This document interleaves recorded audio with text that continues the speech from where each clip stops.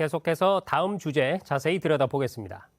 오는 25일이면 금융소비자보호법이 시행됩니다. 시행을 앞두고 현장에서 다소간의 혼선이 있는 것 같은데요. 일부 언론에서는 시행이 코앞인데 아직 구체적인 기준도 마련되지 않았다, 이렇게 지적하고 있습니다.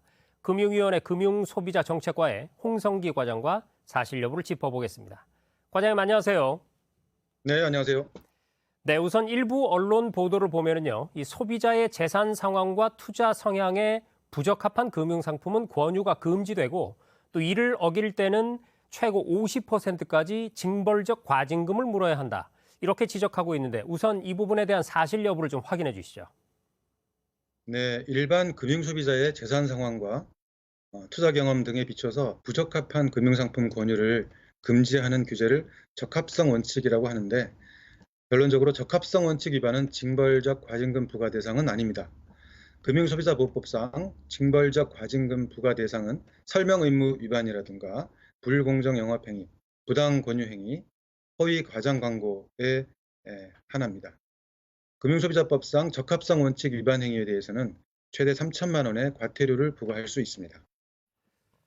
자, 그런가 하면 이런 지적도 있습니다, 과장님. 이 소비자들이 금융상품 정보를 확인하고 싶을 때 투자 성향 분석부터 해야 되는데 그 이후에 얻을 수 있는 금융상품 정보는 이 본인의 투자 성향에 적합한 상품으로 한정이 되고 또 이 투자 성향이 한번 정해지면 변경이 불가능하다, 이런 주장인데요.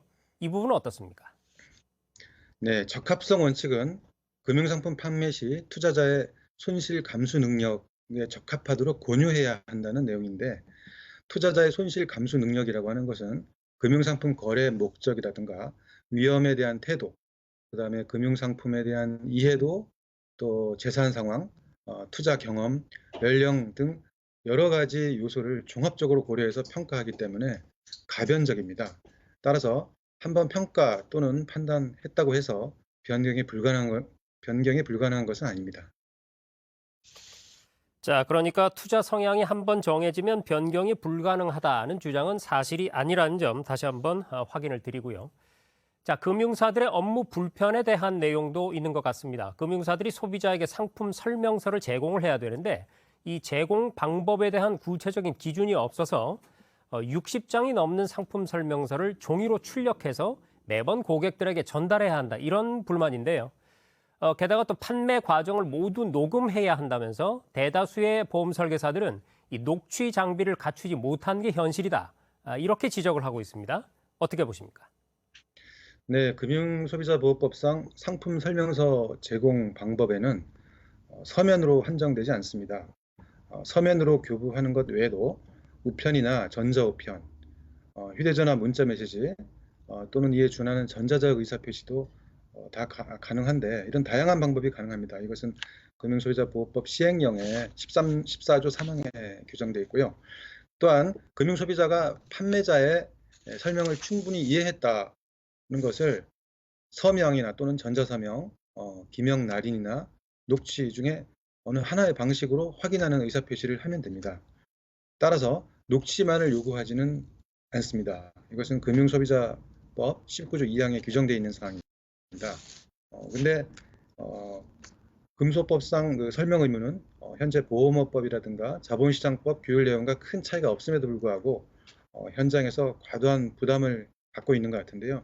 그 배경에는 징벌적 과징금 등과 같은 그 강화된 제재, 그리고 입증 책임 전환과 같은 그런 규제 강화에 있겠지만, 근본적으로는 법령이 요구하는 적지 않은 설명 내용에 대한 부담감과 악성 민원인에 대한 우려가 클 것이라 생각합니다.